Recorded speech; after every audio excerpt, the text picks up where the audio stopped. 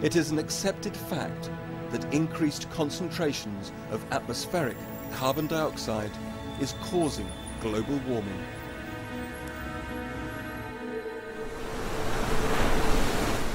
Extreme weather events are leading to increased flooding in temperate zones. Arid regions are experiencing extended periods of drought. Melting ice in the polar regions and retreating glaciers worldwide are leading to sea level rise, threatening millions of people living in low-lying areas. These impacts alone are powerful enough incentives to act, but scientists are only now discovering something possibly even more alarming.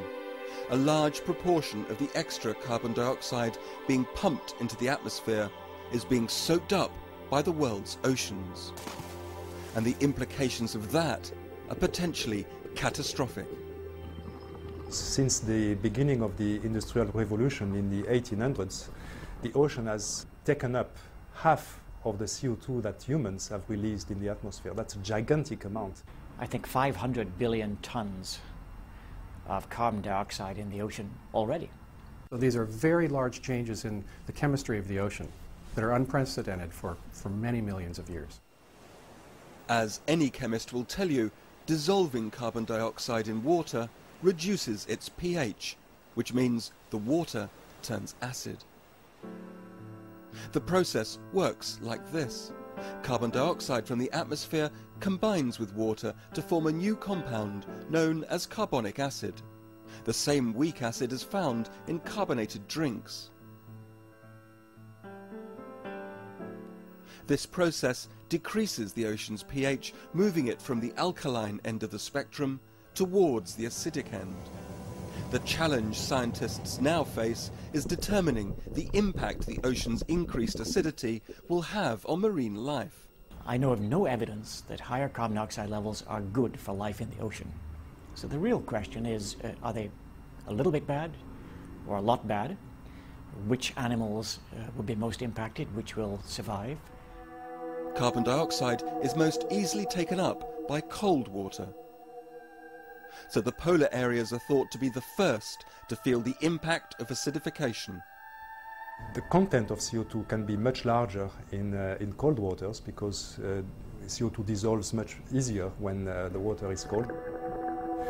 So the potential for the high latitude and cold waters to mop up CO2 and to become quickly affected by elevated PCO2 is much higher than in the tropics. The ocean's ability to adjust to the increased carbon dioxide is severely reduced by the speed at which it is entering the water. In the next 100 to 200 years, we are going to see very, very large changes in the acidity of the ocean that are larger than has been seen on Earth over at least 20 to 30 million years.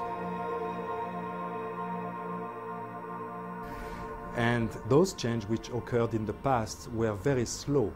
So there was a lot of time and scope for the organisms to adapt, to evolve to those changing conditions, and now we are changing it in almost an instant. Organisms most at risk include tropical reefs, cold water corals, and polar plankton communities. Increased water acidity deprives these organisms of carbonate ions, which they need to manufacture their skeletons and shells.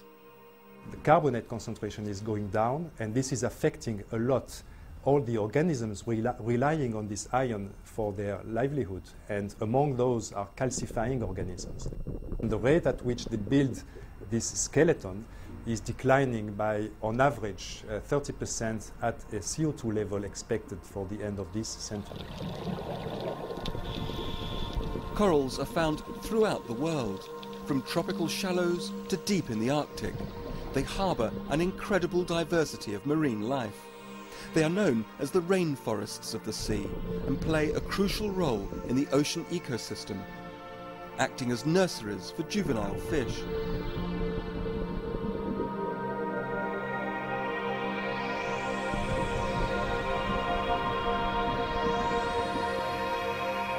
Less well known are these small marine butterfly snails.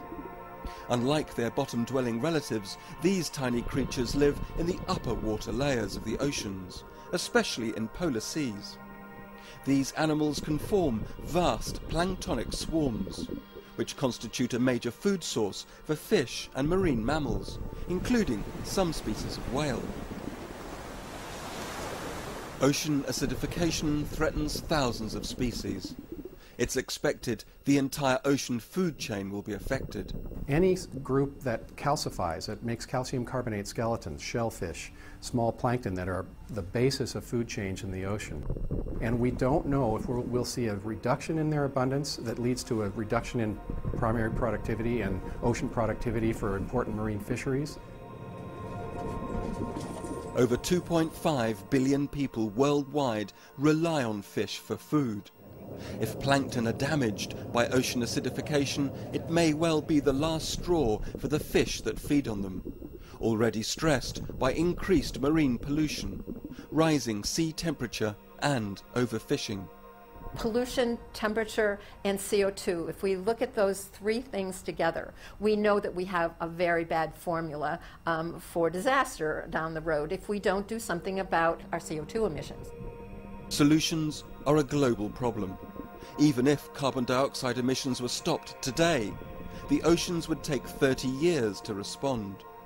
Raising awareness of ocean acidification is just a first step. We need to bring the public much more into an understanding of what's going on. Ocean acidification is really unknown to most people and to most governments, and it needs to become much more a part of the climate change dialogue. In the next 100 years or so, the lifetime of my son, who's now 7, he will see very large changes in the ocean.